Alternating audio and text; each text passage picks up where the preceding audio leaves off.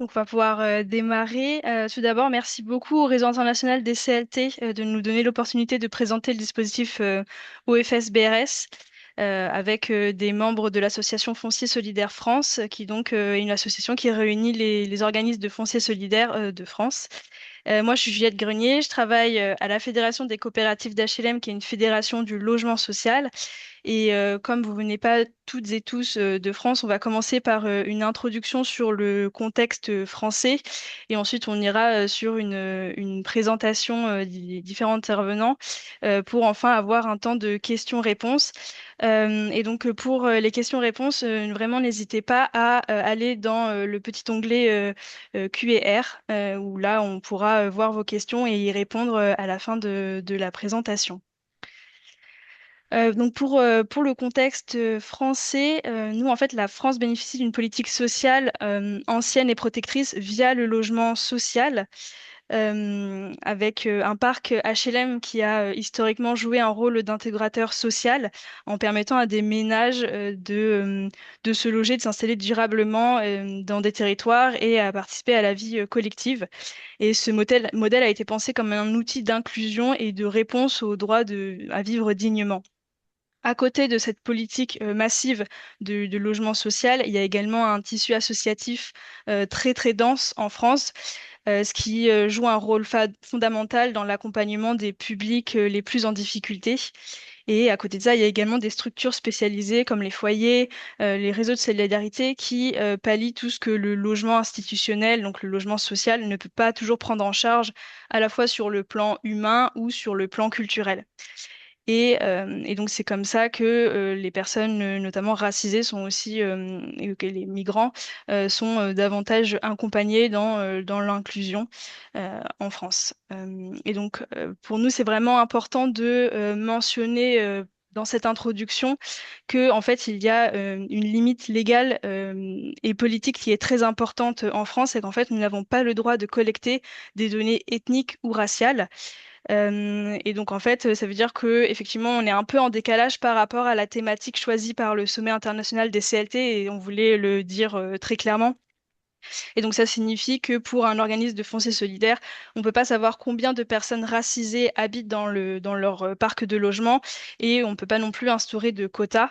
Donc c'est vrai que c'est un angle mort pour savoir les effets inclusifs du dispositif, mais on n'est vraiment pas en mesure de pouvoir répondre à cette question et on préfère le dire en introduction directement. Euh, Par ailleurs, donc là où les community land trusts ont émergé aux États-Unis ou au Royaume-Uni, où le logement social est pas aussi puissant qu'en France, donc nous, comme on a disposé de d'autres alternatives, le BRS n'a pas forcément été conçu non plus pour un outil d'inclusion communautaire. C'est plus un levier d'accès à la propriété pour les ménages qui sont dits modestes. Et donc, c'est vraiment le cœur du modèle repose sur rompre avec la logique spéculative et et en fait permettre que les ménages modestes ne soient plus exclus des marchés tendus, du marché immobilier tendu. Et ça permet, se produit aussi sous une forme de solidarité intergénérationnelle, puisque le premier acquéreur ne veut pas réaliser de plus-value qui priverait un futur ménage de l'accès aux mêmes biens. Donc c'est vraiment une forme de justice sociale pour nous dans ce modèle-là, avec la facilitation du parcours résidentiel de plusieurs générations de ménages. Et donc, en fait, c'est vraiment le BRS a pour vocation à sortir des personnes du locatif, que ce soit social ou privé, et à mettre un pied dans l'accession qui, en France, a une ambition, c'est vraiment une ambition culturelle majeure et qui est à la fois synonyme d'ascension sociale et de sécurité. Et donc, c'est vraiment dans ce cadre-là que le BRS a été pensé. Et aujourd'hui, on commence aussi à réfléchir au travail sur l'ancien puisque ça permettra de remettre de l'abordable dans des marchés qui sont aujourd'hui devenus excluants. Et bien sûr, à ce principe de justice sociale se rajoute celui de justice environnementale. Et donc, on pourra en discuter un peu plus pleinement lors de la présentation des participants. Des intervenants et des intervenantes, pardon. Enfin, le dernier point de contexte, c'est comment comprendre le terme d'abordabilité ou d'un logement abordable. Et donc, c'est clair qu'il n'y a pas justement de définition claire. Et donc, pour nous, en fait, c'est vraiment se placer par rapport au prix du marché libre et de permettre à des ménages sous plafond de ressources d'accéder à la propriété tout en respectant la règle des 35% d'endettement. Donc en France, cette règle est imposée par le Haut Conseil de la stabilité financière qui a décrété qu'un ménage ne pouvait pas consacrer plus d'un tiers de ses revenus au remboursement de son crédit immobilier. Donc c'est-à-dire qu'au-delà de ces 35%, il n'est pas possible d'accéder à la propriété, même en BRS. Et à noter que dans les revenus perçus par les ménages, ils sont nets d'impôts et de cotisations sociales qui servent pour les services publics, donc santé, éducation, retraite, etc.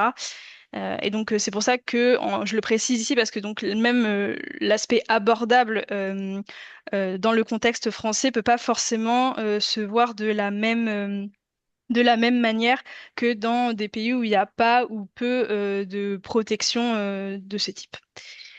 Donc pour nous, ce webinaire, c'était vraiment l'occasion de répondre à trois grandes questions.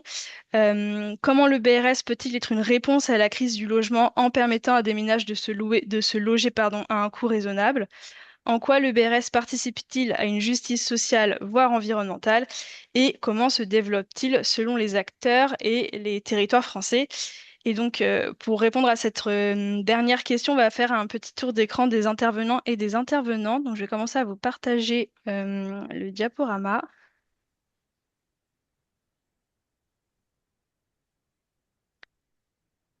Tac, j'espère que ça fonctionne bien.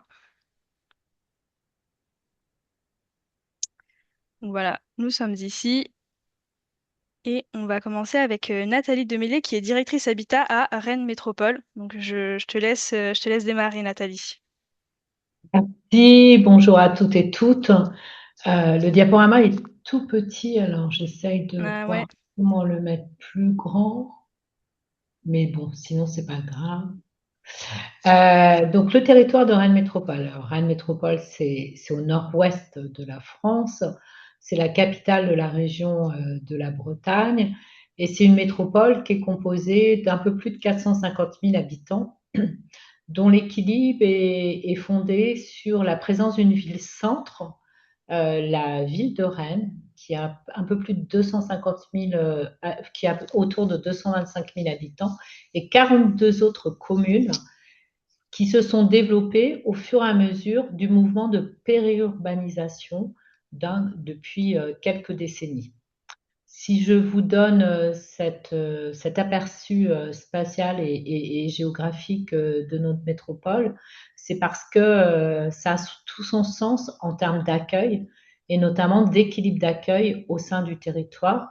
On a une ville de Rennes qui concentre plutôt les ménages les plus jeunes, les plus pauvres ou les plus vieux et les plus riches, et des communes périphériques qui accueillent plus globalement des ménages qui sont en parcours résidentiel vers l'accession à la propriété, de manière très schématique. Et de manière schématique, pour le coup, ces particularités, cet équilibre qui existe depuis plus de 40 ans, a été quasiment, je dirais même brutalement, interrompu avec la hausse spectaculaire des prix de l'immobilier, notamment depuis 2017, mais surtout depuis la période Covid, qui a fait que l'équilibre d'accueil a été rompu sur notre territoire et a provoqué de l'exclusion en dehors du territoire de la métropole vers des territoires plus lointains. Donc, on a créé un organisme de foncier solidaire qui permet d'organiser effectivement la production en accession sociale à la propriété. On l'a créé dès 2018, dès qu'on a senti que le marché se tendait. Et c'est effectivement un organisme de foncier solidaire qui a été créé à l'initiative de Rennes Métropole, qui est donc un EPCI, hein, donc une structure intercommunale regroupant les 43 communes, dont je fais partie, dont je suis responsable du service habitat. J'ai oublié de le préciser en introduction.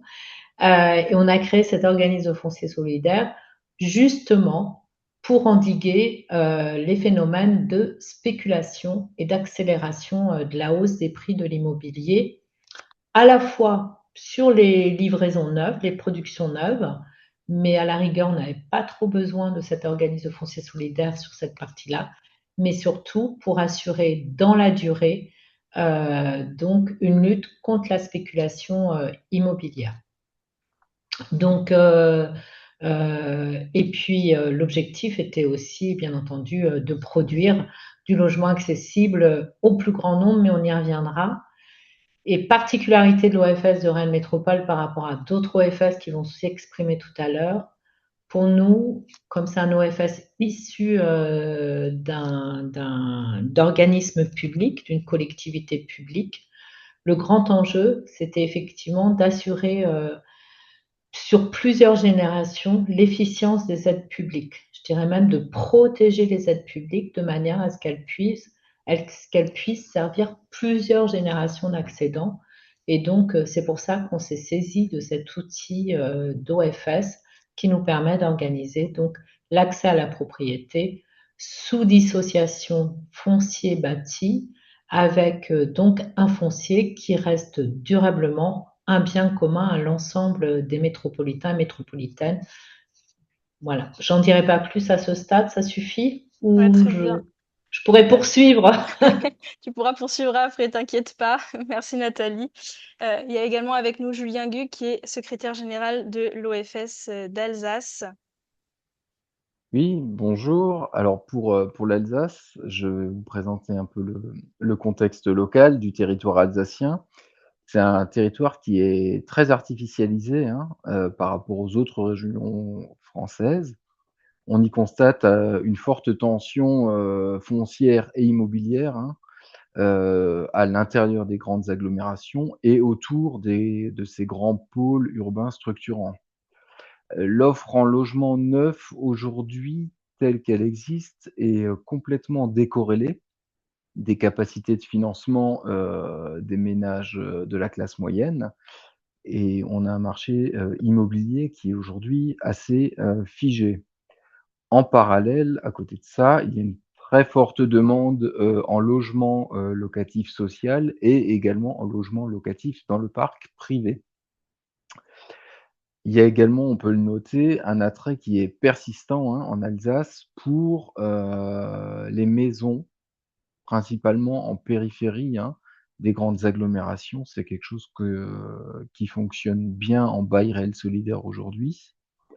Et autre particularité, hein, vous l'aurez noté en regardant la carte, on est en zone transfrontalière, donc France, Allemagne et Suisse, avec également la présence d'institutions européennes à Strasbourg et de toutes les personnes effectivement qui y travaillent et donc qui ont besoin effectivement aussi de logements pour se loger.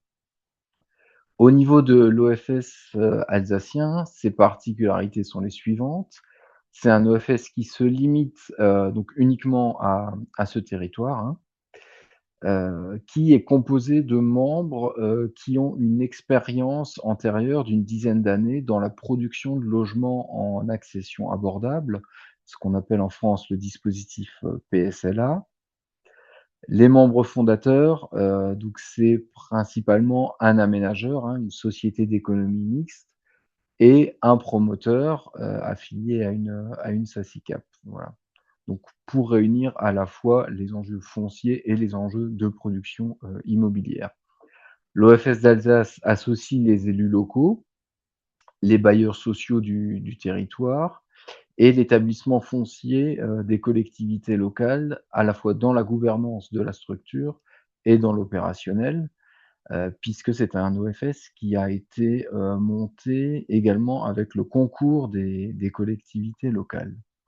Et enfin, je ne sais pas si c'est une particularité alsacienne, mais l'OFS d'Alsace dispose depuis peu de la délégation du droit de préemption sur le territoire de la métropole de Strasbourg et peut donc faire valoir son intérêt à préempter des ventes qui ont lieu sur le territoire depuis peu.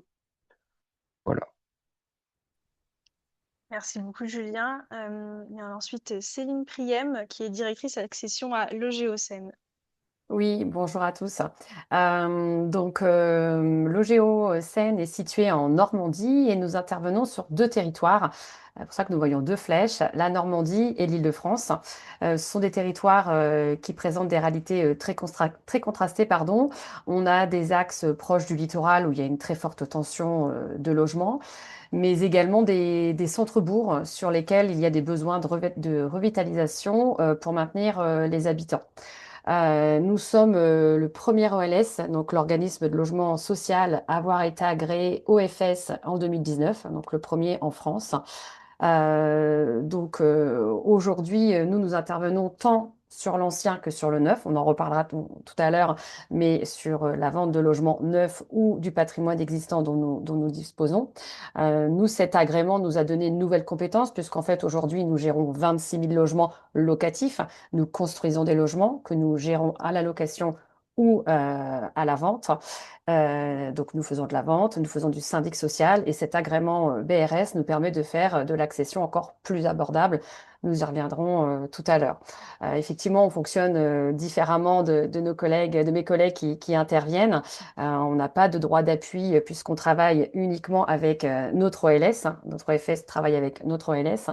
Et la particularité peut-être de notre secteur, notamment sur la Normandie, plus que sur l'Île-de-France, c'est qu'on a sur les prix, je l'ai indiqué, puisqu'effectivement peut-être que ça peut être le cas sur d'autres territoires, mais en Normandie, sauf sur le littoral, sur le reste du territoire, on a des décotes du libre qui sont moins décotées que le BRS pour atteindre des décotes intéressantes en BRS. C'est vrai que parfois il y a des secteurs où le libre et pas si élevé que ça. Donc, il faut effectivement bien choisir ses zones d'intervention pour que le BRS soit pertinent. Merci beaucoup Céline. Et enfin Jean-Baptiste Soulard, qui est directeur délégué de l'OFS Pleine Commune. Oui, Plaine Commune, c'est un territoire qui fait partie de la métropole du Grand Paris. Donc, on regarde souvent notre voisin au sud du périphérique, qui est Paris et qui est très connu. Plaine Commune en soi est un des EPT, établissements publics territoriaux, qui ont été créés avec la métropole du Grand Paris, mais qui était une intercommunalité beaucoup plus ancienne et un territoire qui avait une identité populaire et ouvrière très très forte. C'est la ville de ceux qui ont fabriqué Paris, qui ont permis de nourrir Paris et d'être dans une ville fabricante. C'est la ville des ouvriers, des classes populaires, et qui historiquement ont connu la désindustrialisation du territoire français, et cette reconquête urbaine qui a été faite d'abord avec la Coupe du monde de football en 98, le projet du Stade de France, et puis les Jeux olympiques et paralympiques de Paris 2024, qu'on pourrait appeler presque les Jeux olympiques et paralympiques de Paris et Pleine Commune 2024, puisqu'il y a eu énormément d'épreuves qui ont été faites dans notre territoire. Mais au-delà de ça, c'est aussi un territoire qui est marqué par ces nouvelles lignes de métro du Grand Paris Express et qui vont desservir notre territoire. Et l'enjeu en production urbaine et de logement, c'est de ne pas oublier ceux qui étaient là dès le début, un territoire ouvrier, comme je l'ai dit, et où très marqué par le logement social, et où il faut continuer à loger ces personnes-là et leur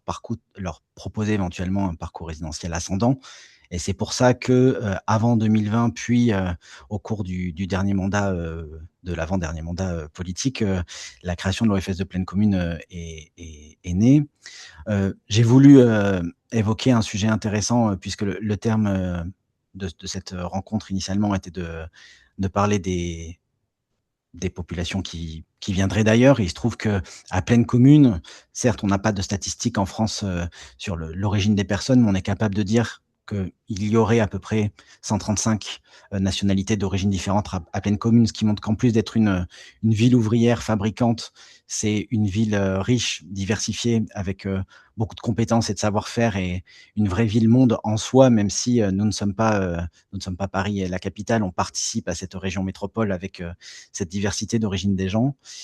Et c'est un territoire qui est tout petit. C'est un territoire qui représente la moitié de Paris et qui représente 3% de New York en superficie. Et malgré tout, on a notre OFS, un OFS très jeune, où on a produit depuis 2022 400 logements. On a un plan de développement qui est assez important dans ce territoire qui est très limité, et où on rencontre les problématiques que disait ma consoeur précédemment. on est aussi dans un territoire où le logement, neuf ou ancien, dans le nord du territoire, il est déjà abordable par définition et donc faire du logement plus abordable qu'abordable, et de manière économique, ça n'est pas possible. Donc on a cet enjeu de bonne adaptabilité de notre offre. À côté de Paris, à 100 mètres, quand on traverse le périphérique, on perd 50 de la valeur, puisqu'on est à 7 000 € du mètre carré en neuf, 7 500 au sud du territoire, à Saint-Ouen, par exemple, alors qu'au nord du territoire, on va être à peine à 4 000 € neuf, en TVA 20.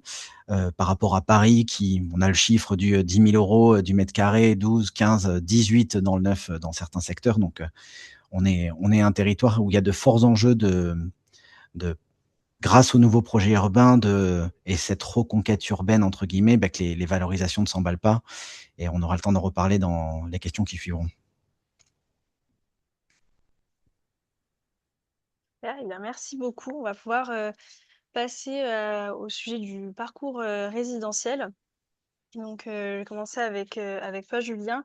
Donc, en lien avec la volonté de la métropole de Strasbourg, ton OFS a une attention particulière en termes de parcours résidentiel. Donc, quels sont ses objectifs plus concrètement?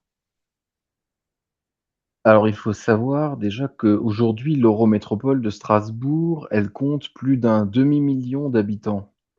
Comme je l'ai dit tout à l'heure, le marché de l'immobilier y est très tendu dans les villes-centres comme Strasbourg et il reste tendu aussi dans, toutes les communes, autour de Strasbourg qui font partie de cette Eurométropole. Donc l'enjeu pour toutes ces communes, c'est de pouvoir proposer à ses habitants une offre globale qui combine à la fois des emplois, des services, des transports et surtout et également des logements. Et ces logements, il faut qu'ils soient abordables. Sur les 25 dernières années, on observe que l'offre en logement, elle est devenue largement insuffisante et de plus en plus inadaptée à la demande. La demande en logement locatif social a fortement augmenté sans que la production, ne suive. Les prix du foncier, comme dans beaucoup d'endroits, en France, ont eux aussi, augmenté et les coûts de construction ont également, augmenté. Voilà et aujourd'hui, le résultat de cette équation, il est très net. Il y a un écart important entre le prix d'un logement neuf sur le marché libre et à côté de ça, à côté de la capacité financière des ménages, modestes et de la classe moyenne. Ils ne sont donc, ces ménages-là, ni prioritaires dans l'attribution d'un logement locatif social, ni en capacité d'acheter, un logement neuf, voire même un logement ancien sur le marché libre, dans l'Eurométropole. Le résultat, c'est qu'ils sont nombreux à s'éloigner et à sortir de, cette Eurométropole pour pouvoir devenir propriétaires, quitte à augmenter fortement ensuite leurs déplacements quotidiens, notamment et surtout pour venir, travailler dans la métropole. Et donc pour permettre à ces personnes de rester, en ville et dans la métropole, et surtout à Strasbourg, la collectivité a assigné plusieurs objectifs, à l'OFS d'Alsace.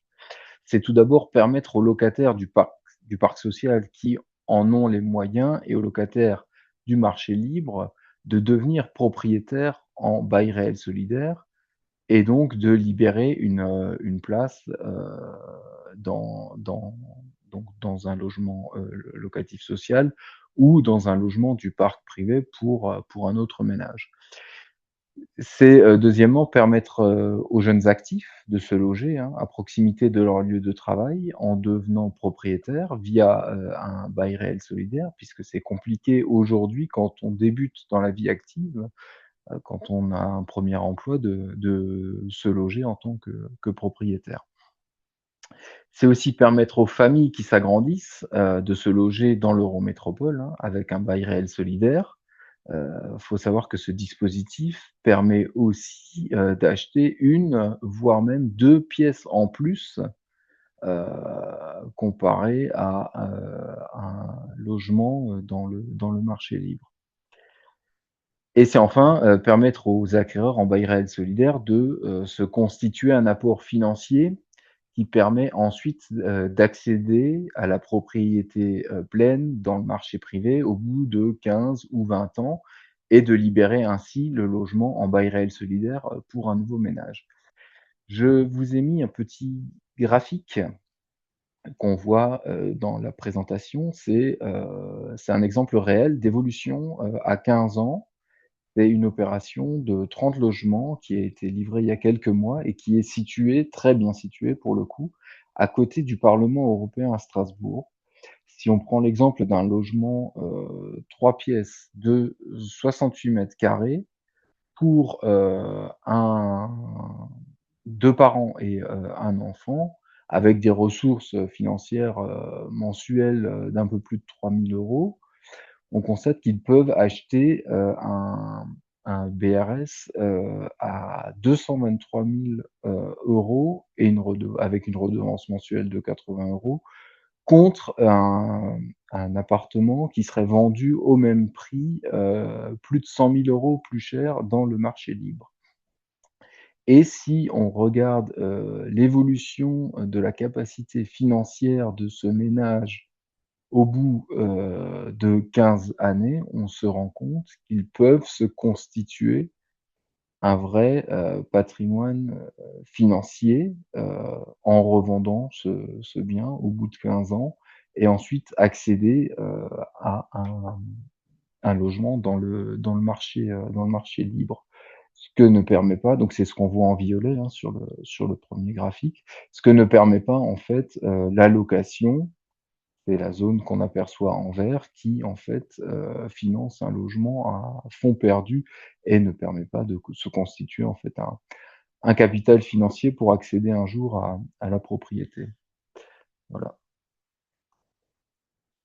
Tout l'enjeu, là, c'est de pouvoir, pour nous, massifier, en fait, le dispositif de bail réel solidaire, dans le temps et pour l'ouvrir au plus grand nombre afin que beaucoup de ménages, en fait, puissent accéder, à la propriété via ce dispositif dans les années à venir.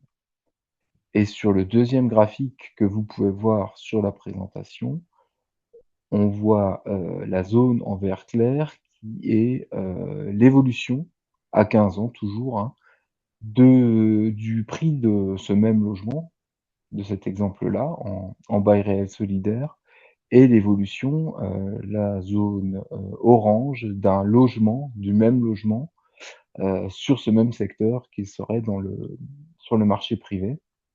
Et donc on voit bien que toute la zone qui est encadrée en rouge,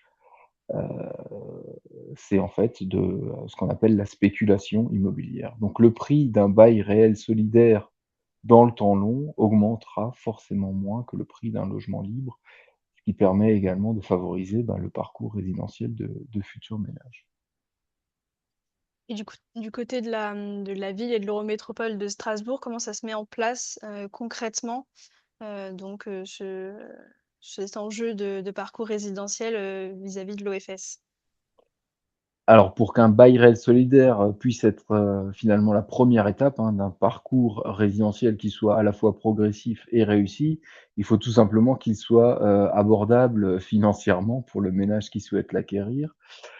Et donc, on a déjà un effort qui est fait par les collectivités, la ville et l'Eurométropole de Strasbourg, sur les prix des fonciers publics constructibles qui sont vendus à l'OFS dans le cadre d'opérations publiques. Ces prix sont entre 2 à 3 fois moins chers que les fonciers publics qui sont cédés à des promoteurs privés pour des opérations. Ensuite, les collectivités imposent également, dans leurs documents d'urbanisme, un quota de logements locatifs sociaux et un quota de logements en bail réel solidaire sur certains secteurs précis de la ville. Et cela oblige donc les promoteurs, en fait, à faire du bail réel solidaire selon les conditions dictées par l'OFS.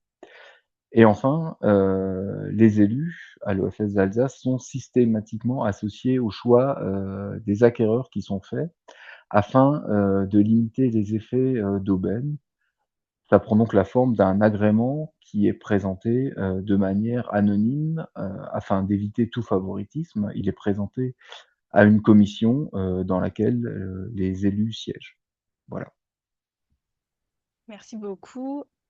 Et du coup, pour toi, Jean-Baptiste, toujours sur la question des politiques de la ville, comment le BRS et le parcours horizontal, eux, sont inscrits dans le territoire de Plaine Commune?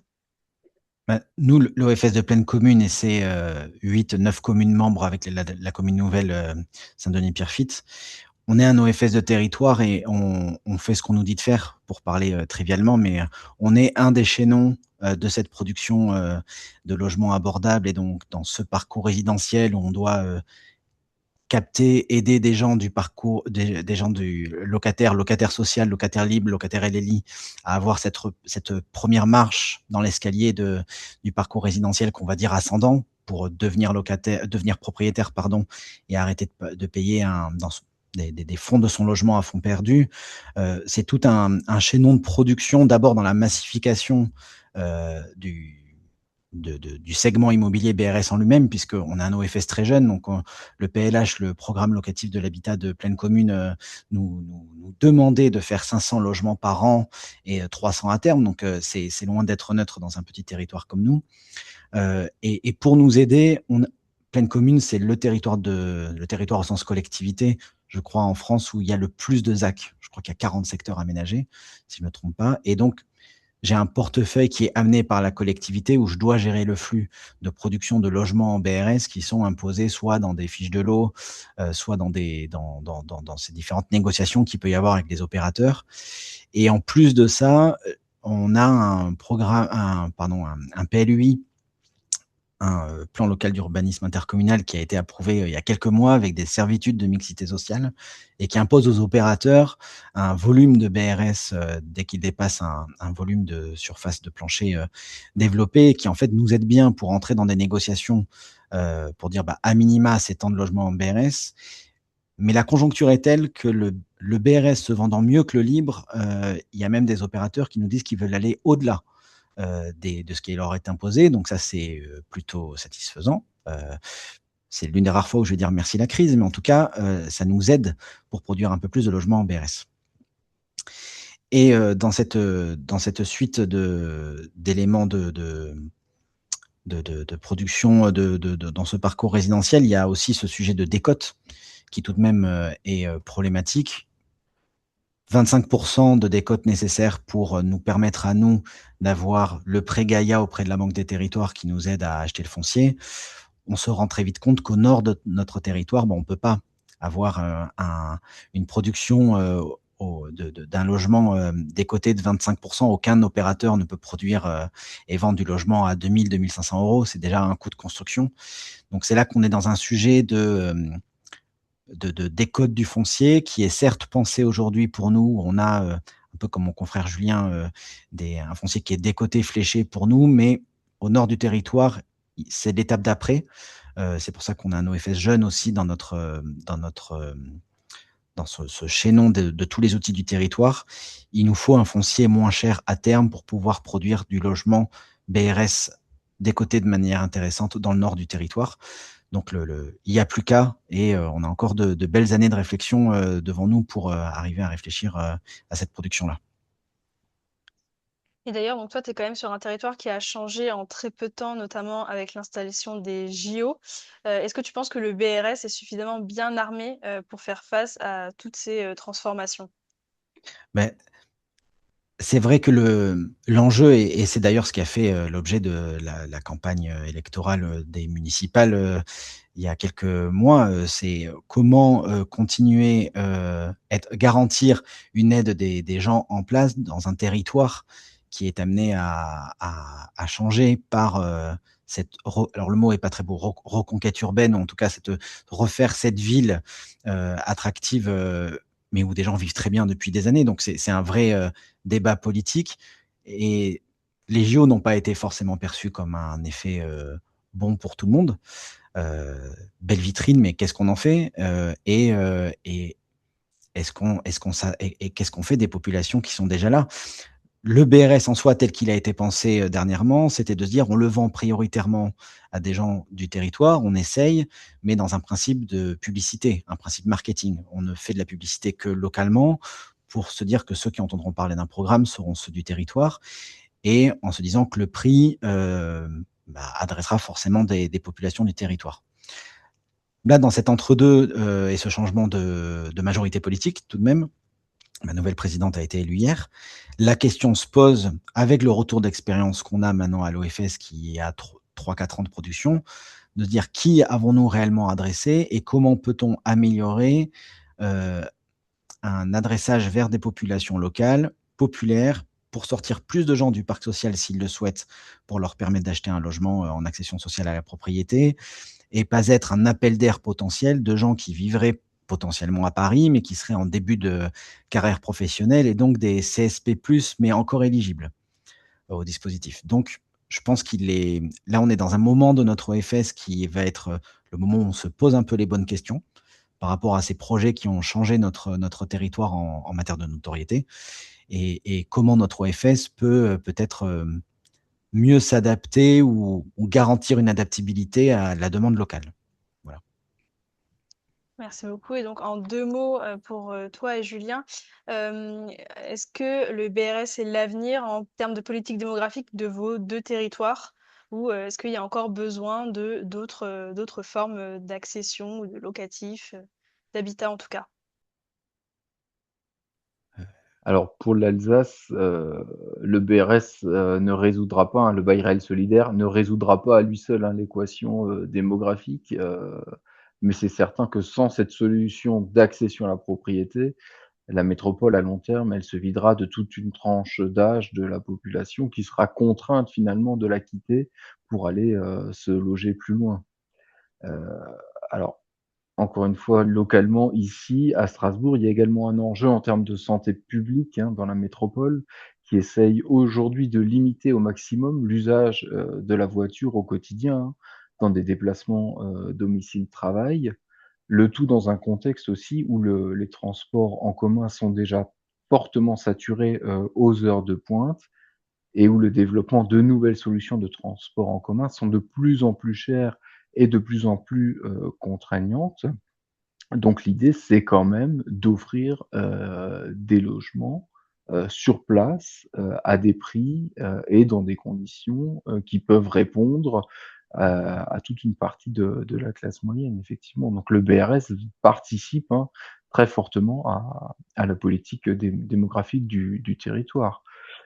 En sachant qu'aujourd'hui, un bail réel solidaire neuf sur Strasbourg, c'est, une famille, sobre en énergie, hein, qui n'utilisera pas forcément sa voiture pour aller travailler tous les jours et qui demeurera sur place, entre 10, et 20 ans avant de passer le témoin à une nouvelle famille. Donc on est dans un cercle vertueux effectivement qui, à terme, contribuera fortement à la politique, démographique du territoire. Même si à lui seul le bail réel solidaire n'est pas suffisant. Nous, c'est pareil et pas pareil à la fois. C'est vrai que le choix de l'adresse, pouvoir être libre de rester là où on a ses habitudes de vie, c'est quand même ce que propose le BRS. Je peux rester au même endroit, garder mes habitudes de vie, garder les habitudes de vie de mes enfants, à taux d'effort constant en devenant propriétaire, ou alors si je suis déjà propriétaire, je garde la même adresse, je veux plus grand ou je veux moins grand parce qu'on est en rupture de parcours, familial, on va dire. C'est ça l'intérêt pour moi dans la question que tu poses sur le côté démographique.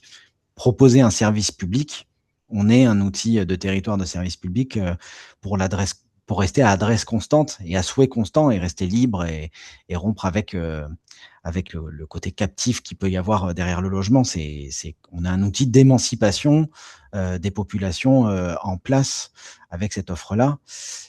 Néanmoins, ça résout pas tout. Il y a une grande partie des classes, des classes populaires qui n'ont pas accès aux prêts parce que les banques sont frieuses, parce que les taux ont augmenté, parce qu'il y a aussi une situation internationale qui donne peut-être pas envie de s'endetter. Et donc ça ne résout pas tout, vis-à-vis de se lancer dans l'accession. Il faut toujours du logement locatif social, de qualité et c'est pour ça que nous ne sommes qu'un des outils de pleine commune dans cette production de tous les segments immobiliers, d'offres à la population. Merci beaucoup. Pour toi, Nathalie, donc à Rennes Métropole, vous avez quand même un travail historique de longue date sur la politique foncière et de l'habitat. Et donc, ma question, c'est à la fois, donc, quelle est votre vision du parcours résidentiel et par rapport à votre BRS, vous avez donc différents niveaux de BRS. Et donc, quelle est en fait Enfin, comment est-ce que c'est conjugué à vous, votre vision du parcours résidentiel et dans quelle mesure ça répond à une question de justice sociale pour Rennes Métropole? Tu n'as pas ton micro ouvert, Nathalie.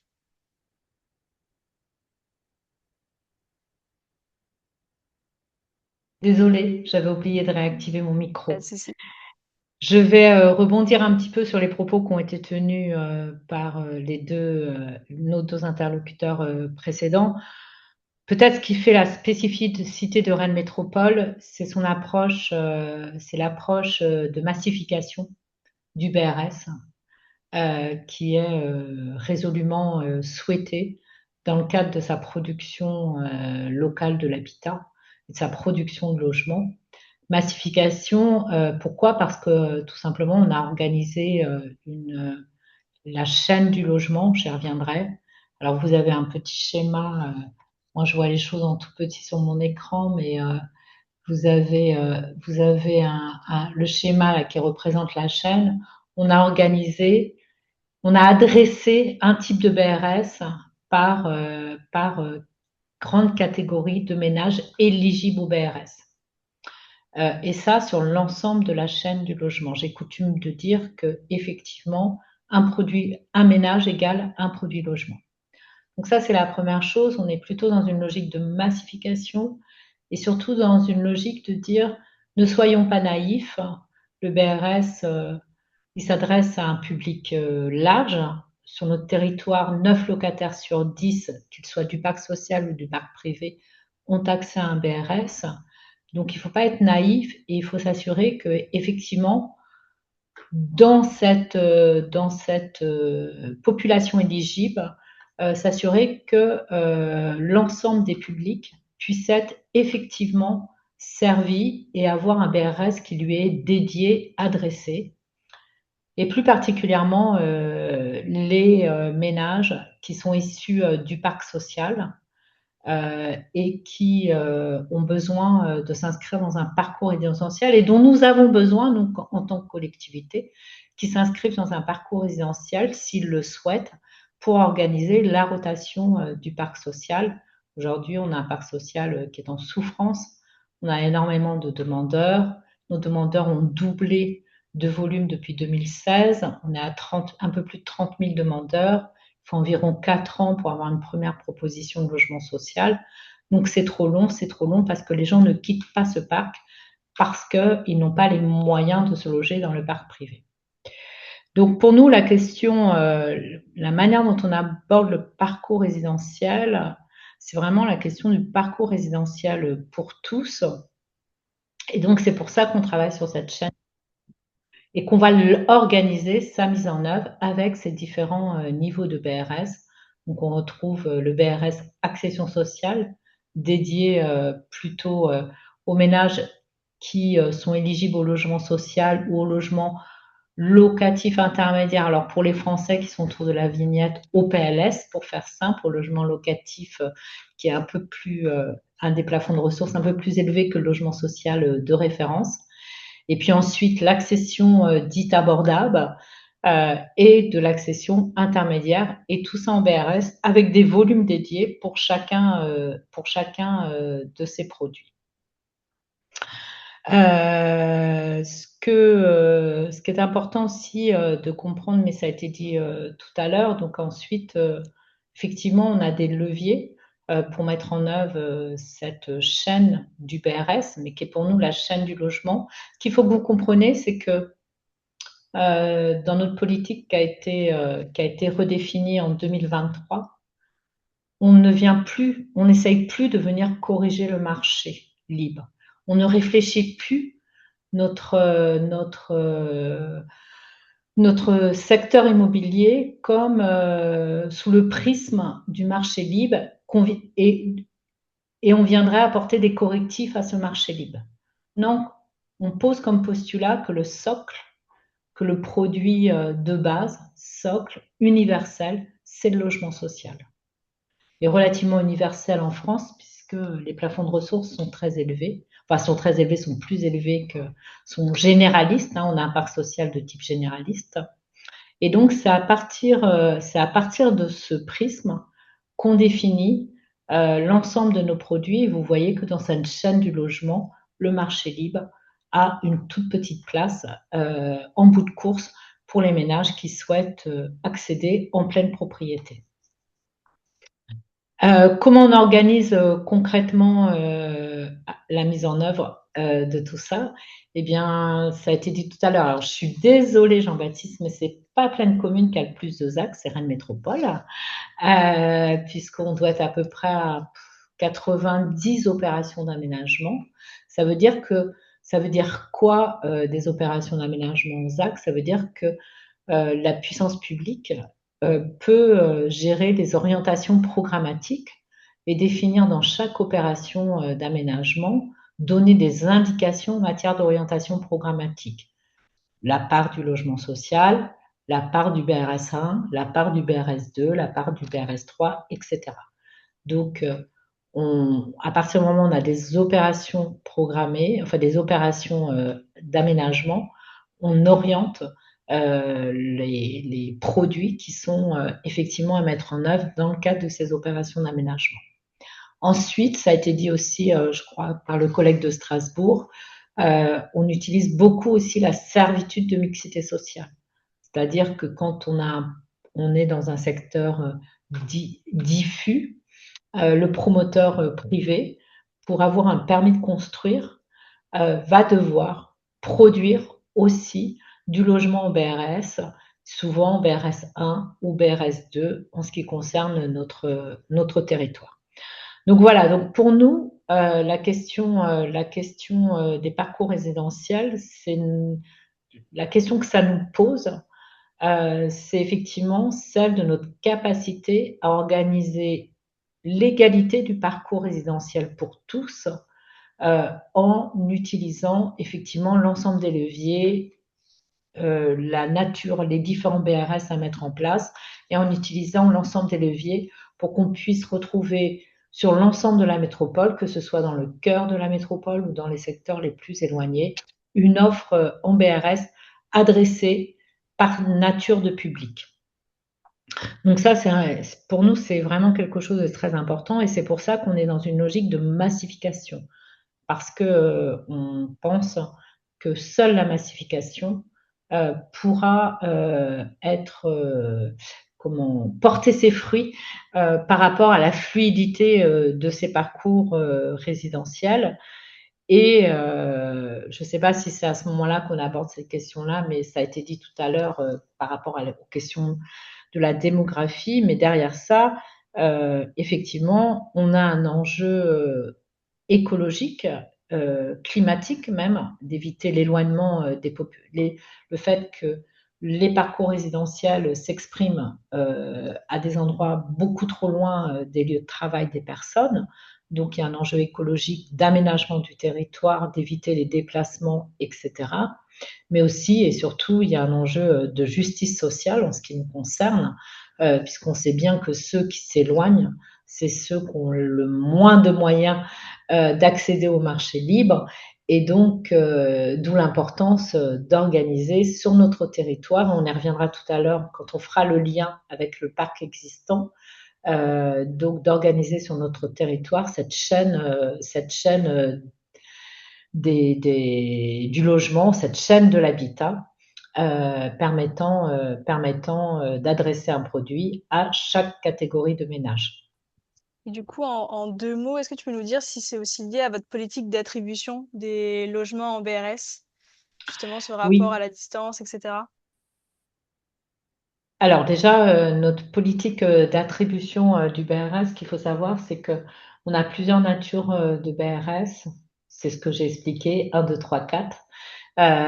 Et donc, pour le coup, on a mis en place des modalités de commercialisation qui sont pas tout à fait identiques on attache beaucoup d'importance, enfin, on attache d'importance à tous les BRS, mais beaucoup plus aux BRS 1 et 2, qui sont les BRS qui sont les plus solvabilisateurs, ceux qui vont plutôt s'adresser aux ménages qui n'excèdent pas 125% du plafond de revenus pour avoir un logement social.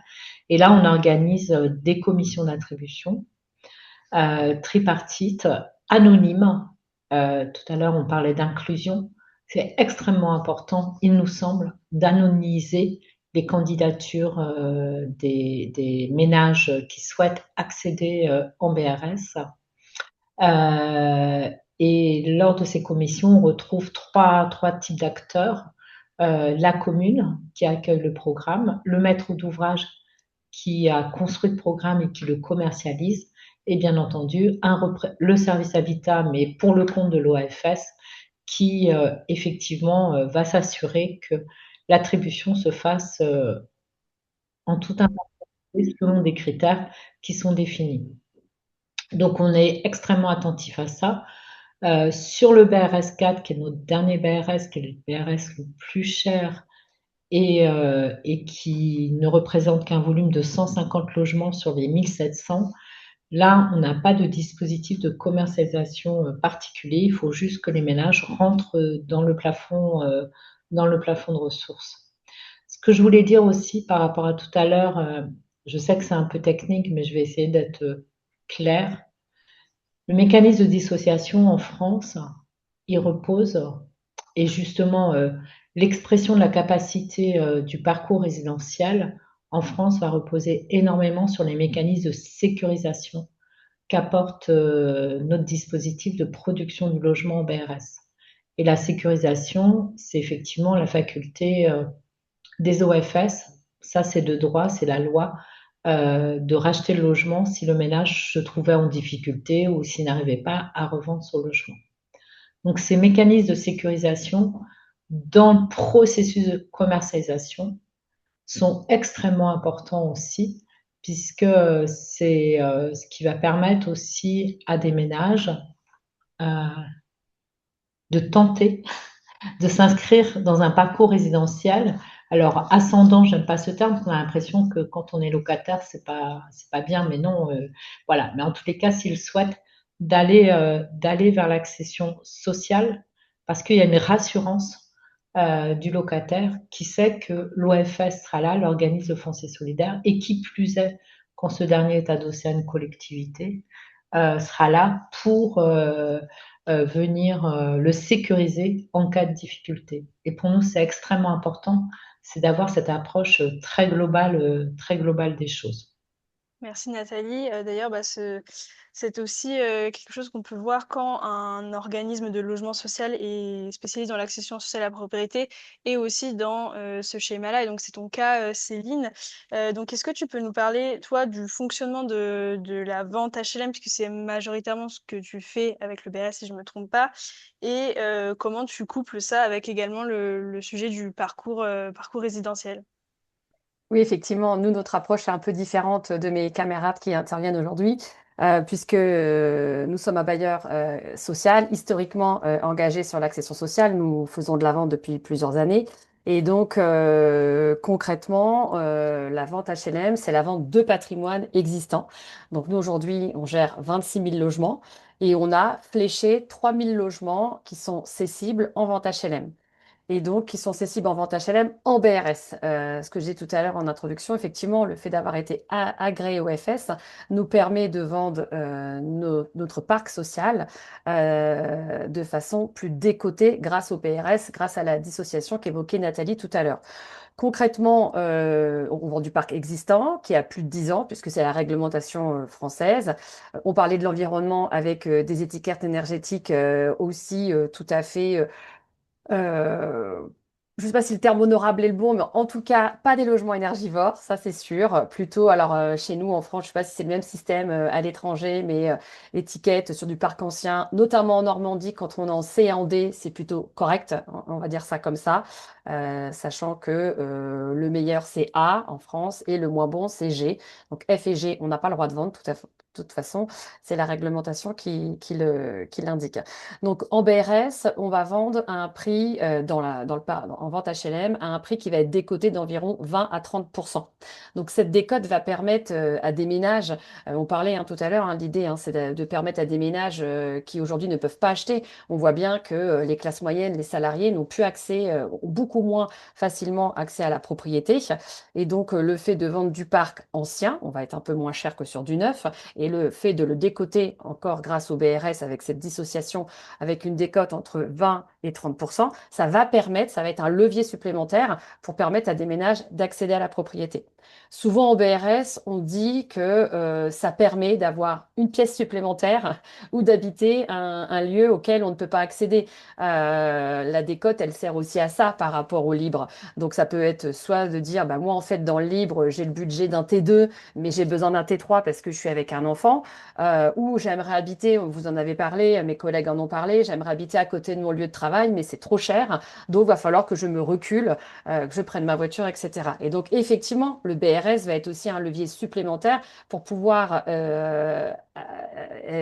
acheter un bien dans une zone où on ne pourrait pas acheter dans le cadre d'un logement libre.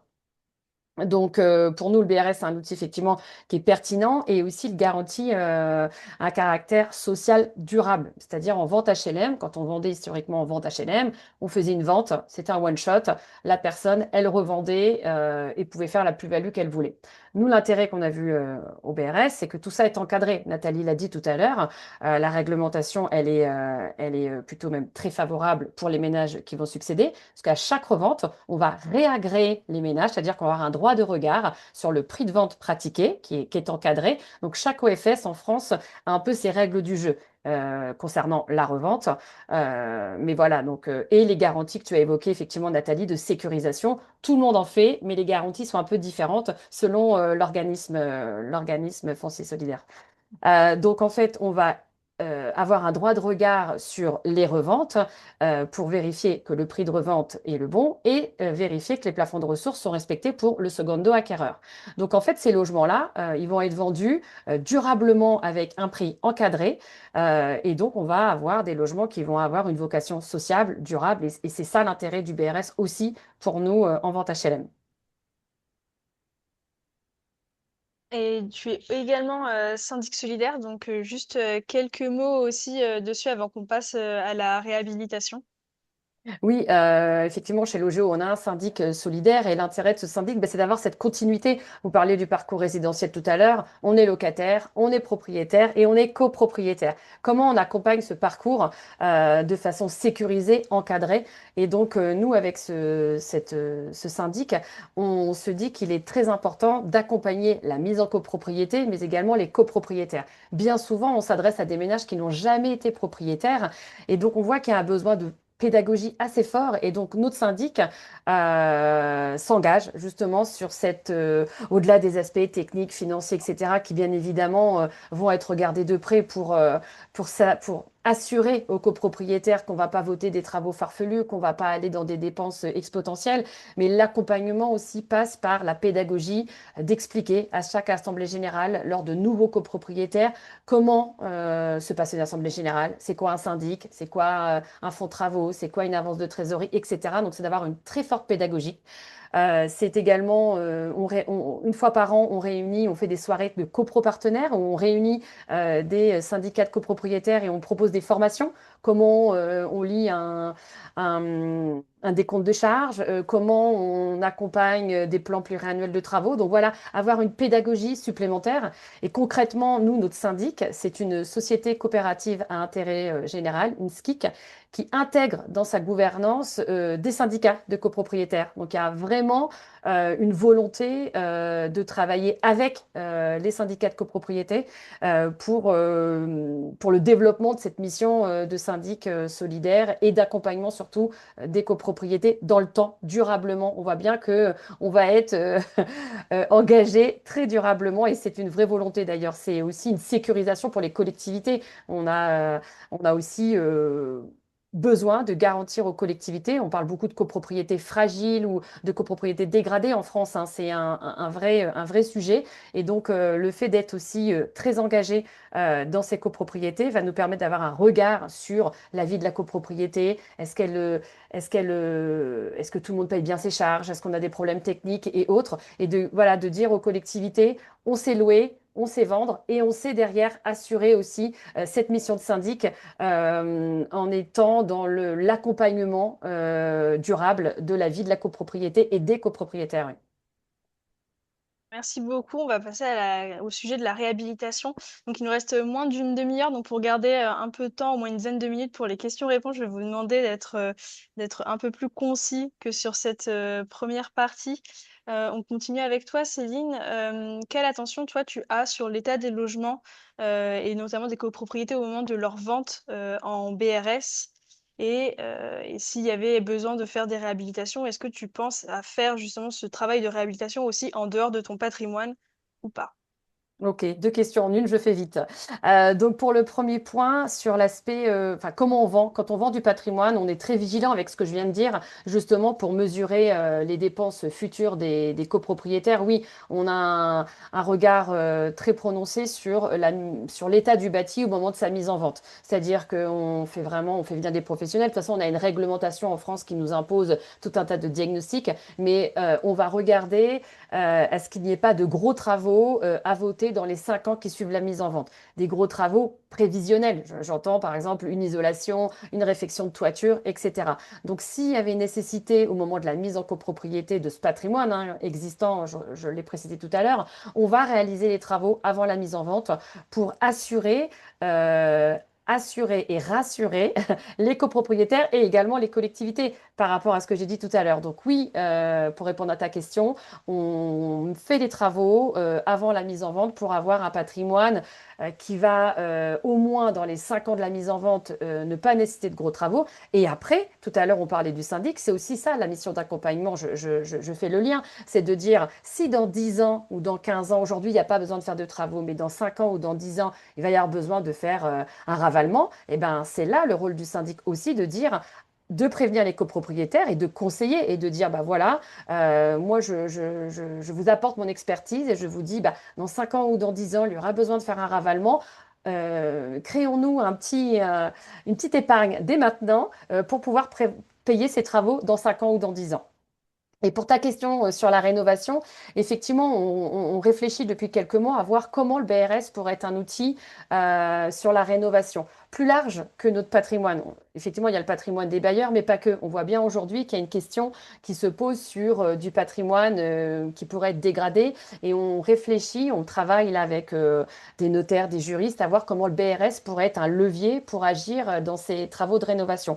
On prend toujours l'exemple de la personne qui est propriétaire privé, qui aura acheté dans du libre, qui a 70 ans et qui se voit proposer des travaux à hauteur de 20 ou 30 000 euros dans sa copropriété et qui ne peut pas les payer. 70 ans, il n'est plus éligible au prêt et il se dit, bah, moi, je fais comment pour payer? Soit je vends mon logement et je pars, ou soit bah, j'ai pas 36 solutions. Et donc nous, un peu, là, ce que l'on envisage, c'est de se dire, enfin notre réflexion, c'est de se dire comment on pourrait, via le BRS, agir auprès de ce public, de se dire, nous, ce qu'on imagine, ce serait de peut-être proposer à cette personne de rester dans les lieux, de lui racheter la pleine propriété, de lui consentir un BRS, et avec le delta qui pourrait être entre une pleine propriété et le BRS, financer ses travaux.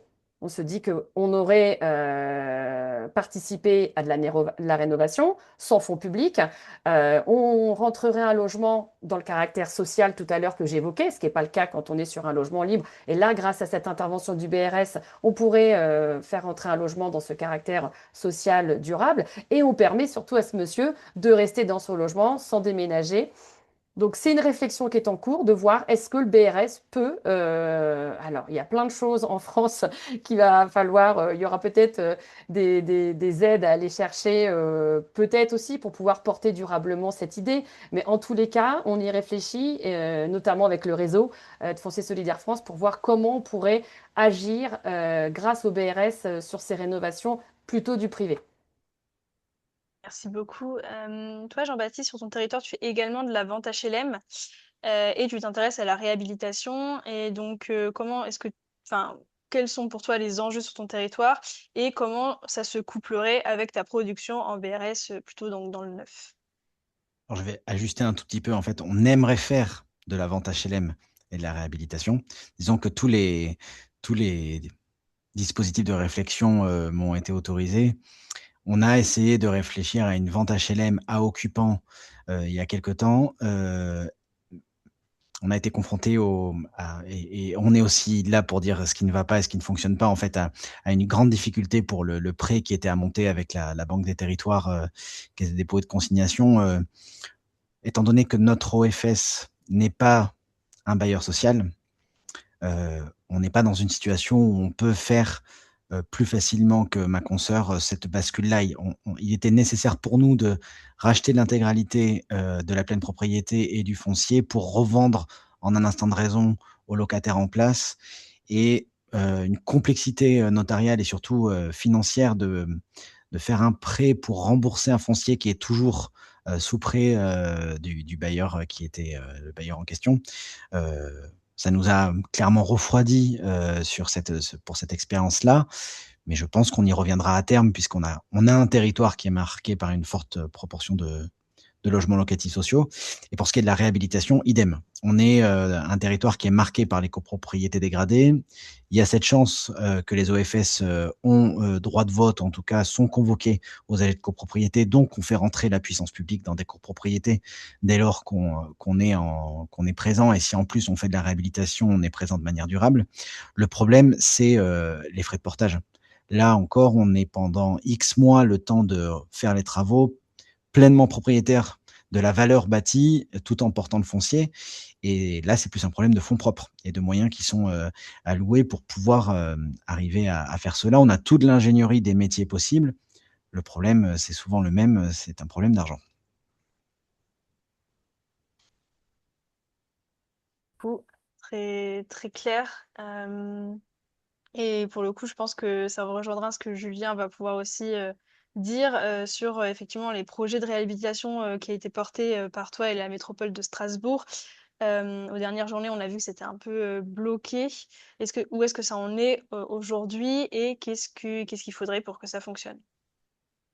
Alors, il est effectivement, beaucoup et principalement question d'argent, hein, quand on parle, de réhabilitation, que ce soit, d'ailleurs en bail réel solidaire ou via d'autres dispositifs. Une étude expérimentale, menée par, l'OFSA, avait été annoncée effectivement l'an dernier, et depuis on a mené un travail, à la fois sur des biens, individuels, donc des maisons, et des petits immeubles de 2 ou 3 logements. Il en ressort aujourd'hui que ça n'est malheureusement pas concluant, et ce pour plusieurs raisons. La première étant évidemment, on l'a dit, le coût, de la rénovation. Ces coûts sont en fait, trop élevés aujourd'hui, et ils ne permettent pas de produire en sortie des logements en bail réel solidaire qui soient à des prix suffisamment décotés par rapport aux prix qu'on observe sur le secteur, du marché, libre, neuf ou anciens dans les environs. Pour que cela fonctionne, alors déjà, je ne pense pas aujourd'hui que ça puisse fonctionner, tel quel sans aide publique, heu et compte tenu des coûts, de rénovation, tels qu'ils sont aujourd'hui, il faudrait, à minima, que le foncier, ait un prix très bas, voire un prix nul. C'est-à-dire, en fait, que le foncier soit, d'une manière ou d'une autre, donné gratuitement, à l'OFS. Pour que ça fonctionne, il faudrait également pouvoir, densifier les parcelles qui sont concernées en y ajoutant, 1 ou dans le meilleur des cas, plusieurs logements neufs, mais c'est rarement possible vu la configuration effectivement des parcelles dans le bâti, existant. Et alors on parle de réhabilitation, ce qu'il faut savoir aussi, c'est que cette expérimentation a démontré que dans la plupart des cas, il faudrait pouvoir en fait, démolir l'ancien et reconstruire à neuf, sauf que c'est rarement possible, dans le bâti existant, parce que la plupart en fait des immeubles et maisons, anciens sont aujourd'hui, protégés. dans les documents d'urbanisme. Voilà, donc c'est tout un tas de facteurs qui font qu'aujourd'hui, cette expérimentation s'est arrêtée, hein, très clairement aujourd'hui, et n'ira pour l'instant pas au bout, principalement pour des questions financières. Même si c'est un réel enjeu, effectivement, pour l'avenir de pouvoir réhabiliter en bail réel solidaire. Ça, c'est très clair. Il faudra trouver la solution. Merci beaucoup, c'est très clair. Toi, donc Nathalie, vous avez aussi ce sujet à Rennes Métropole. Donc pour toi, c'est à la fois, comme tu disais tout à l'heure, de la justice sociale, mais aussi environnementale. Et toi, tu disais que tu avais réussi à faire marcher un modèle économique. Est-ce que du coup, tu peux nous parler de votre expérience et de comment il fonctionne à Rennes Métropole? Alors non, on n'a pas réussi à faire marcher un modèle économique. On a réussi à sortir 2 BRS dans l'existant avec un gros déficit public assumé. Et je voulais juste revenir, je vais faire vite, t'inquiète, mais je voulais juste revenir dans le BRS dans l'existant, le pourquoi on veut faire du BRS dans l'existant. Effectivement, il y a différentes cibles. Il y a la cible qui est la plus simple que Céline a expliqué, qui est la diversification dans le parc social. C'est faire en sorte qu'effectivement, on arrive aussi à retrouver des équilibres de mixité au sein de grands ensembles sociaux qui aujourd'hui peuvent se retrouver en difficulté de peuplement, donc ça contribue. Donc nous, c'est ce qu'on fait bien entendu avec nos bailleurs, et notamment notre office métropolitain, dans le cadre de la rénovation urbaine. On fait de la diversification via le BRS dans l'existant, plutôt destiné aux locataires, mais pas que, parce que c'est pas forcément des locataires qui se positionnent pour acheter le BRS pour des questions d'accès au crédit, etc. Donc ça, je passe cette partie-là. L'autre partie, effectivement, qu'on souhaiterait développer et pour lequel on est d'ailleurs inscrit dans le cadre d'un projet européen qui s'appelait Ulsa Clean Trust, dont on aura des rencontres le 10 septembre à Rennes, très ouvertes sur cette question du recyclage immobilier. Donc, je vous invite à être attentif et à vous inscrire si vous souhaitez participer. Sur la question de aujourd'hui, enfin, la ville de demain est déjà construite sur nos métropoles. Donc, on a beau parler de production nouvelle, on a beau dire qu'on va faire beaucoup de BRS, 1700 BRS dans cette production nouvelle. Néanmoins, un certain nombre de quartiers dans le cœur de la métropole, au sein de la ville de Rennes, sont déjà constitués. Et nous, on a besoin dans ces quartiers aussi d'assurer une certaine mixité et de ramener du propriétaire occupant. Aujourd'hui, ce sont, du fait d'un marché extrêmement tendu, sont des quartiers qui se sont, pour certains d'entre eux, transformés en locatifs et notamment portés par des bailleurs privés qui font d'une part grimper les loyers et d'autre part chassent le propriétaire occupant plus loin. Donc notre idée, c'est effectivement de reconquérir les copropriétés, c'est comme ça que j'avais qualifié, il fallait repartir à la conquête des copropriétés, notamment en permettant sur certains quartiers de réintroduire, j'ai l'impression que je réintroduis des espèces animales, mais non, ne vous inquiétez pas, mais de réintroduire du propriétaire occupant.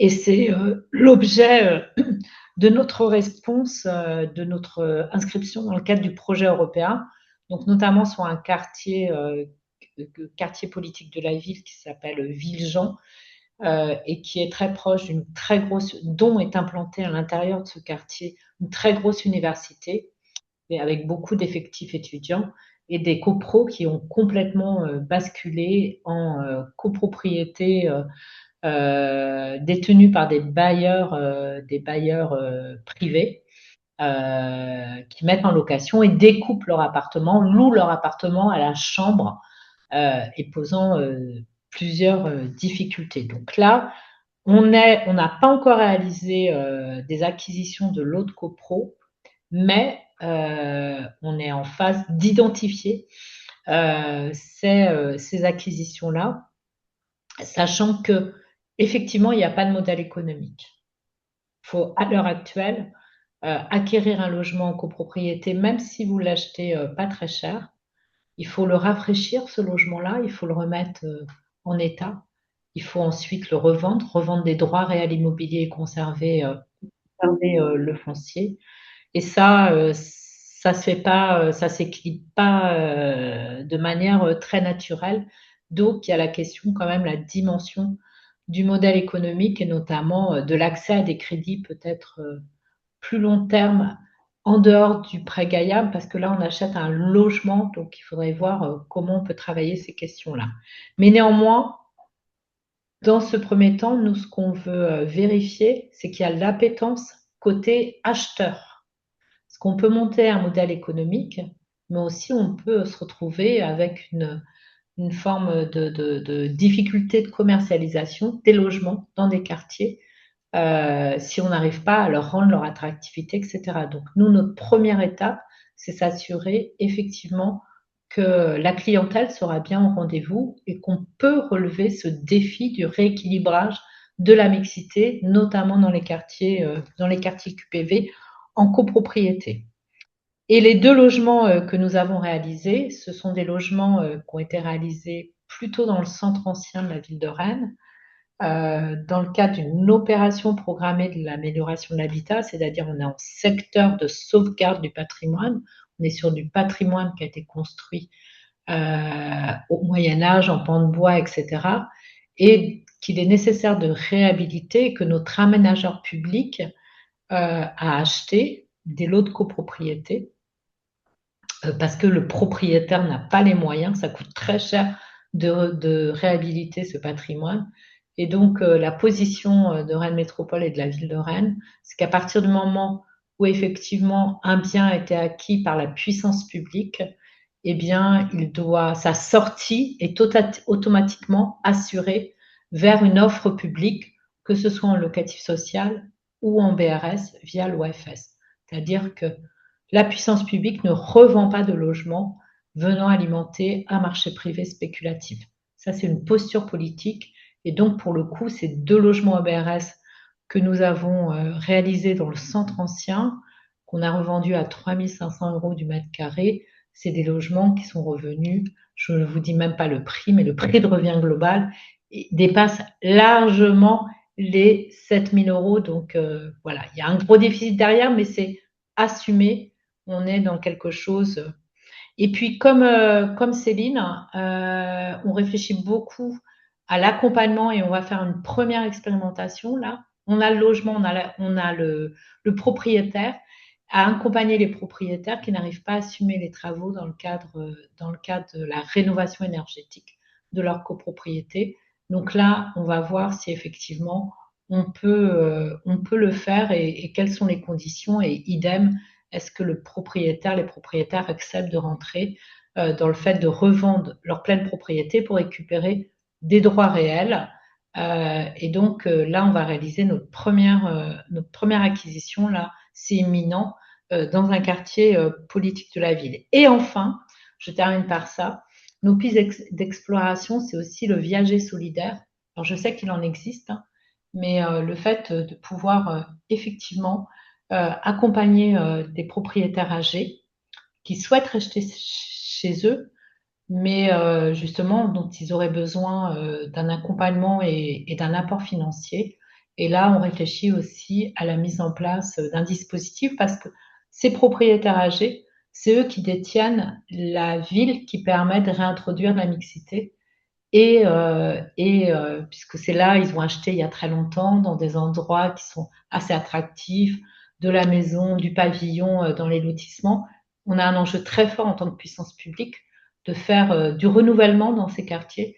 Donc, il n'est pas absurde de dire que le fait d'acheter en viager solidaire, hein, enfin d'acheter un logement en viager solidaire et via un montage BRS, permettrait de constituer les réserves foncières de demain dont on aurait besoin dans le cadre de cette transition écologique justement et sur le fait de refaire la ville sur elle-même. Donc le recyclage de nos villes.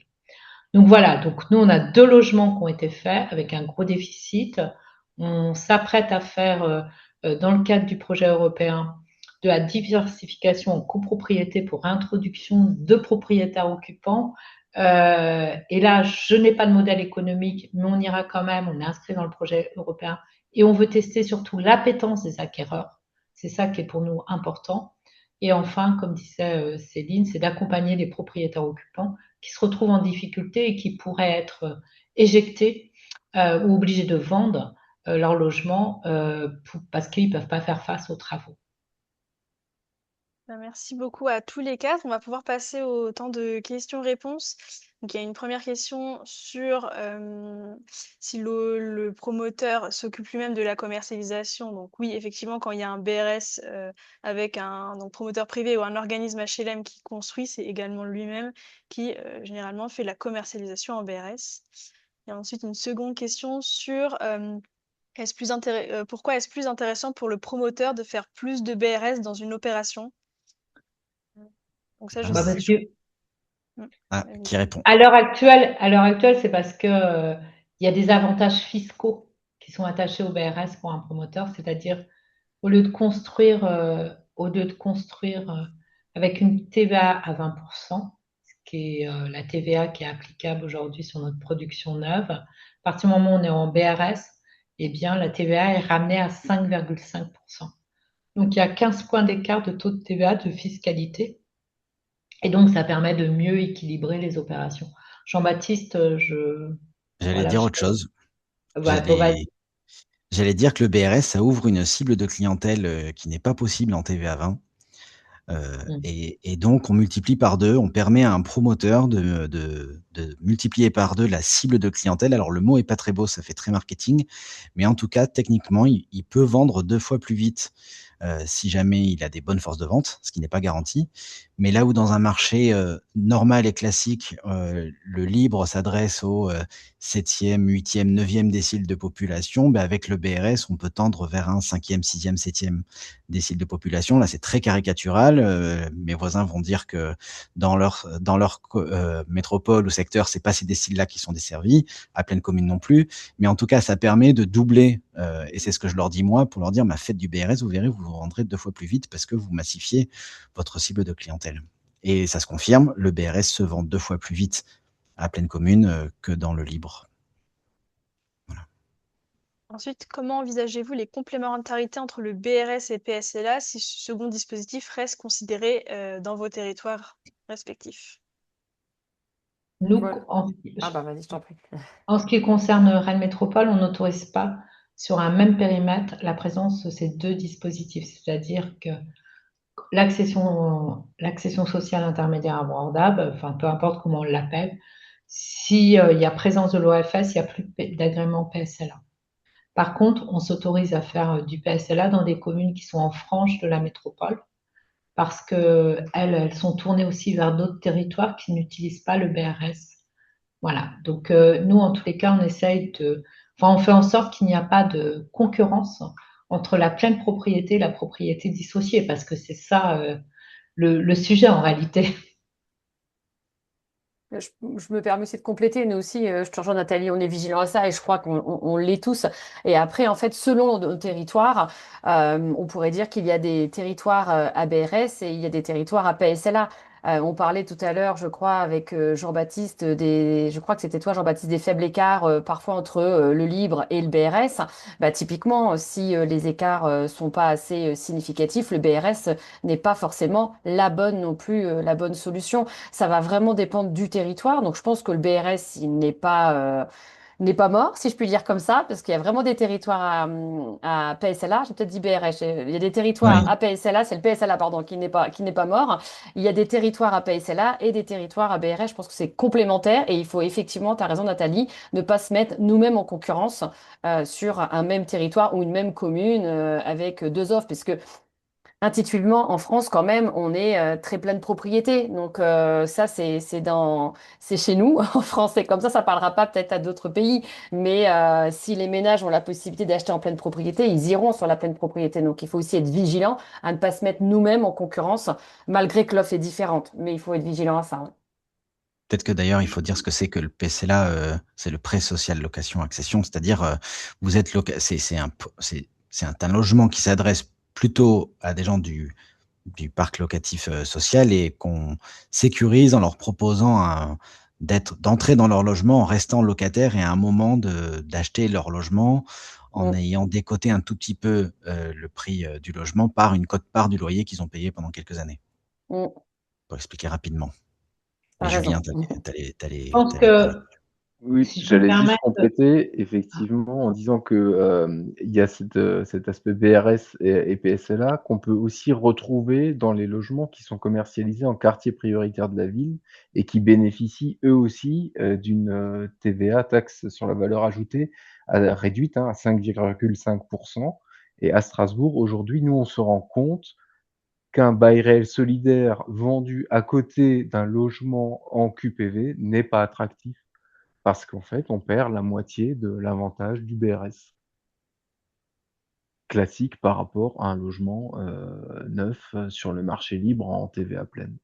Et ce pourquoi on milite aussi en France, c'est l'exonération de la taxe foncière qui est due en PSLA.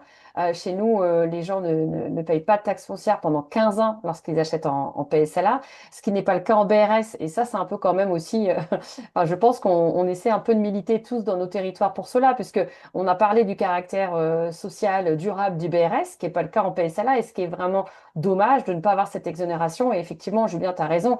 Ça peut parfois être aussi un frein dans la commercialisation entre un PSLA et BRS si la décote n'est pas assez importante et qu'on a d'un côté pas de taxe foncière et que de l'autre côté on a une taxe foncière sur certains territoires, ça peut être significatif au niveau du budget. Ouais.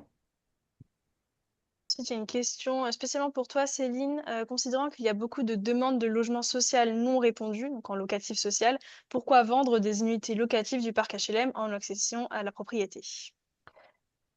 Pourquoi vendre? Ben, je dirais il y a deux angles. Le parcours résidentiel, on en a parlé pendant ce webinaire. Ça permet quand même d'avoir une offre moins chère que du neuf, forcément. Hein, l'ancien coûte moins cher que du neuf. Donc, ça permet un parcours résidentiel qui ne peut parfois pas se faire dans du logement neuf. Donc ça, c'est en un, c'est vraiment notre intérêt. C'est ce parcours résidentiel avec une offre accessible, abordable. Et puis l'autre point, on va pas se mentir, le modèle économique aujourd'hui des bailleurs enfin, se fait par aussi la perception de ces fonds, de ces ventes en fait. On a des gros projets de réhabilitation du parc, de construction. Nous, chez Logéo, on construit 600 logements par an et on en réhabilite autant. Et donc, on a de moins en moins de fonds publics dans notre territoire, sur notre territoire. Et aujourd'hui, les modèles économiques des bailleurs à l'échelle nationale tournent aussi grâce à ces ventes.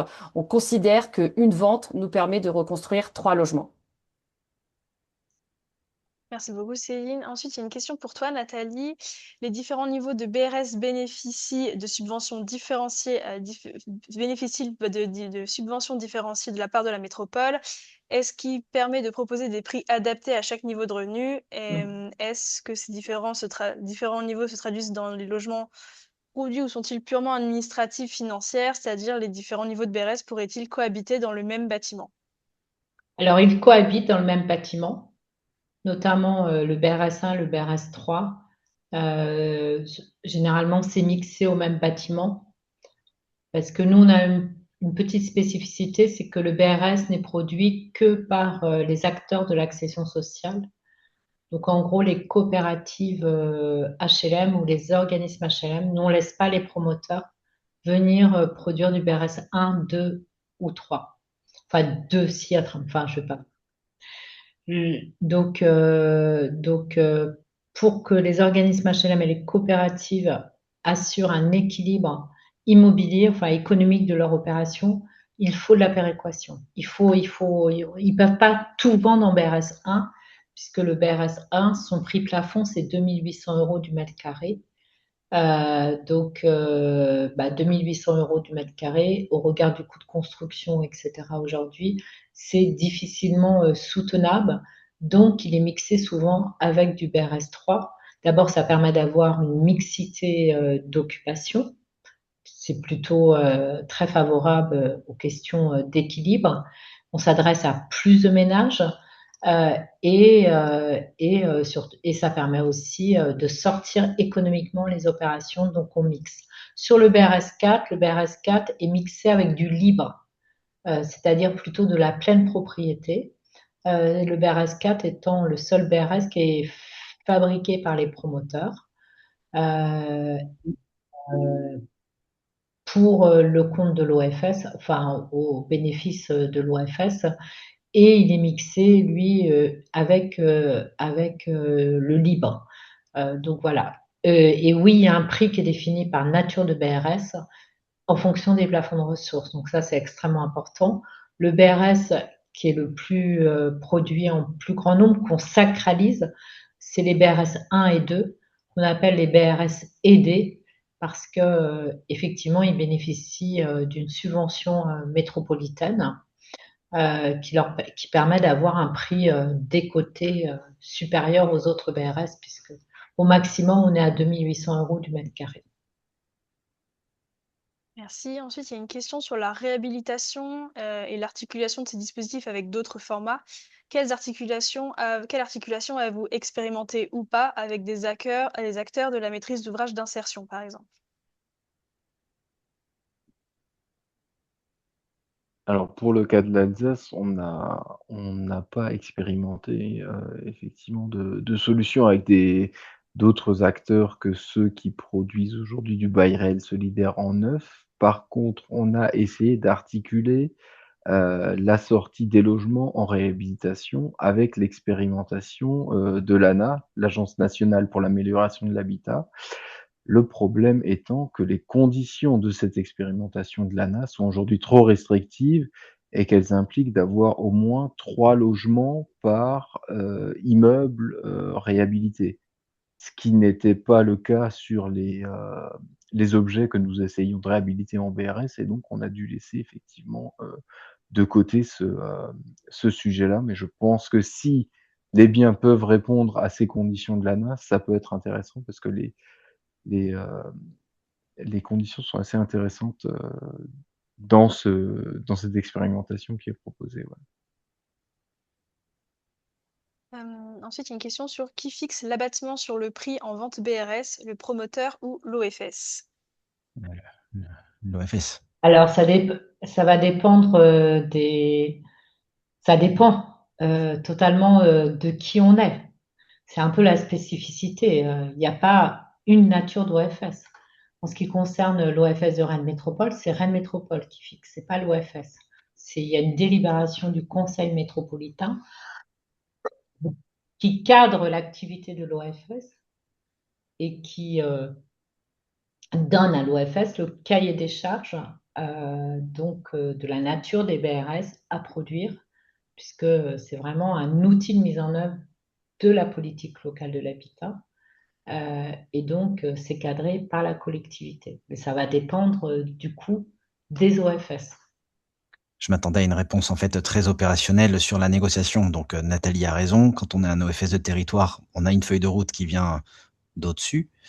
Donc effectivement, c'est nous qui avons le pouvoir, en tout cas, pour dire aux promoteurs, bah, ce sera ce prix-là et pas un autre. Et on est dans un débat constant et une dépense d'énergie constante pour faire entendre que il faut que ce soit à ce prix-là et pas autrement, et que ce soit vendu à ces ménages-là et pas d'autres. Donc c'est les joies de nos métiers d'entendre des oui qui s'étiolent un peu dans le temps et de rattraper les choses au bon moment pour que les choses soient effectivement telles qu'elles avaient été signées et contractualisées. Donc on a des métiers intéressants avec des notaires, avec des juristes pour discuter avec des gens de la promotion immobilière qui sont pas forcément dans des logiques identiques aux nôtres.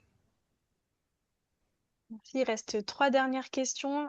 Une sur le BRSA. Donc, avez-vous pensé à des opérations avec du BRSA et avez-vous rencontré des difficultés? Si Alors, personne... Ouais, vas-y. Non, ben, on n'en a pas fait. mais voilà, je voulais laisser passer parler Nathalie qui souvent a essayé les choses avant nous. Et il se trouve qu'à Lyon, ils vont être les Ouais. premiers. Donc autant on Ouais, peut se c'est tromper à pleine commune et dire qu'on a le plus de secteurs à aménager qu'à Rennes Métropole. Mais bon, alors là, c'est ni l'un ni l'autre. C'est l'OFS de Lyon qui, je ouais. crois, va bientôt sortir un BRSA. Il y a Nous, le on a... COL et l'OFS du Grand Ouais. Lyon, effectivement, qui sont les 2 seuls. Et donc, si d'ailleurs vous êtes intéressés, il y aura un atelier là-dessus aux Journées de Foncier Solidaire France, les 1er et 2 juillet. Nous, on réfléchit. Idem, J'espère qu'on... idem, on réfléchit. Ça aurait un réel intérêt pour les commerces en pied d'immeuble qui sont Mmh. constitués uniquement de bail réel solidaire. Voilà, on pourrait faire un immeuble entier, uniquement en BRS, y compris avec les commerces. Le plus gros problème, c'est l'accès au prêt Gaïa, en tout cas me Tout à fait. concernant. Oui, C'est que c'est ça, on le avait dit prêt aussi. Gaïa ne finance que du BRS logement, ce qui est dommage. Mais la Banque des territoires qui aime aller sur les nouveaux sujets, peut-être nous écoute aujourd'hui et entendra notre requête. Discussion avec eux, effectivement. Ensuite, on a l'avant-dernière question qui est: à défaut d'une systématisation par la loi comme pour le PSLA, est-ce que l'exonération de TFPB est envisagée par vos organismes ou irréaliste financièrement? Est-ce qu'elle est possible si la collectivité fait une délibération là-dessus? L'OFS l'envisage effectivement très positivement. Maintenant, les collectivités l'envisagent de manière un peu plus timorée puisque l'argent public étant aujourd'hui une denrée rare, je n'ai pas, à ma connaissance, en tout cas sur notre territoire, une collectivité qui est pour l'instant délibérée de manière favorable à l'abattement de taxes foncières sur les propriétés bâties. Idem. Nous, on a quelques territoires qui ont délibéré à hauteur de 50%. Cabourg qui est sur le littoral et Mont-Saint-Aignan qui est sur la métropole de Rouen.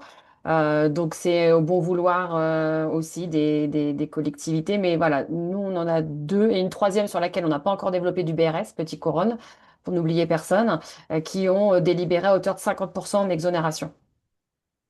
Alors nous, pour Rennes Métropole, on avait imposé en 2018 sur les communes qui rentraient dans le périmètre, qui pouvaient bénéficier du périmètre de l'OFS, de prendre une délibération d'exonération à 30%. Je rappelle que c'est perpétuel, contrairement au PSLA, donc ça engage pour la vie, hein, durant, donc c'est pas si simple que ça. Mais comme les plafonds de ressources ont été beaucoup étendus avec la loi de finances de 2023, il me semble, pour le coup, on a dit aux communes d'abandonner l'exonération. Ça leur a posé d'ailleurs beaucoup de questions. Parce que, je rappelle, nous, on a pour vocation à faire toute notre production de logement en BRS. Et c'est un peu là-dessus que je voulais terminer, c'est de dire que derrière la question d'un montage particulier, etc., c'est la question d'une philosophie. L'idée qu'effectivement, le foncier, il faut le protéger. C'est le foncier de demain et il appartient à la communauté, à tous, et qu'il faut faire en sorte de le maîtriser sur la longue période. C'est la raison pour laquelle, maintenant, dans toute opération d'aménagement dans la métropole, on fait au maximum, soit en locatif social, puisque c'est du logement pérenne, soit effectivement en BRS, c'est-à-dire en dissociation. Si ce n'était pas le BRS, on aurait fait un autre type de dissociation. Mais c'est cette philosophie, nous, en tous les cas sur la métropole, qu'il faut arrêter de mettre ce foncier aux enchères sur la longue période, de le protéger pour que les politiques publiques de l'habitat et du logement puissent perdurer dans le temps et que demain, ce ne soit pas des foncières privées qui détiennent les villes et qui fassent effectivement les équilibres d'accueil sur les territoires. Donc voilà, nous, c'est notre postulat. Et donc l'exonération perpétuelle pour tous les logements produits, eh ben non, ça mettait trop les collectivités, les communes en difficulté. Donc on a abandonné l'exonération de TFPB. Merci beaucoup pour ce genre d'échange. Juste pour les personnes qui nous écoutent, il y a un petit sondage de fin de session qui va apparaître une fois qu'on va terminer cette visio, ce webinaire. Donc, n'hésitez pas à y répondre. Ça permettra d'avoir un peu vos retours sur ce temps d'échange et pour améliorer les prochaines conférences l'année prochaine. Merci à tout le monde pour votre partage d'expérience et à très vite. Merci beaucoup. Au Au revoir. revoir, Merci à merci. vous. À Au revoir. bientôt.